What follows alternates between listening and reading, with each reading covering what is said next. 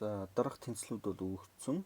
За тэгвэл A, B, C, D, E гэсэн тоонуудын одоо нийлбэр одоо хэдтэй тэнцүү авах вэ гэж. За тэгэхээр A дээр нэмэх нь 1 тэнцүү, B-гээс хасдах нь 2 гэсэн юм тэнцүү байгаа. Эндээс бол B-г олчих юм бол B бол юу тэнцүү болох вэ гэхээр A дээр нэмэх нь 3-тай тэнцүү болно гэсэн. За A дээр нэмэх нь 1 тэнцүү, C дээр нэмэх нь 3-тай тэнцүү гэдгээс C бол юутай тэнцүү болох вэ гэхээр A-с хасдах нь 2-тай тэнцүү болно гэсэн. За A дээр нэмэх нь 1 тэнцүү, D-гээс хасдах нь 3 гэдэг бол яах вэ гэхээр эндээс бол D бол A дээр нэмэх нь 5 болно гэсэн үг. За A дээр нэмэх нь 1 тэнцүү, D дээр нэмэх нь 5.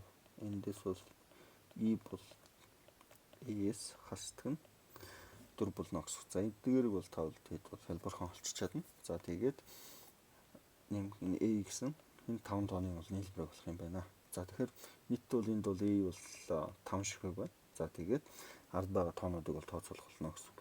За 3 дээр хасаа 2-ыг нэмчвэл 1 гараад ирнэ. 1 дээр 5-ыг нэмчвэл 6, 6-аас 4-ыг хасчвал 2, нэмэх 2 буюу V хариуц bijээ.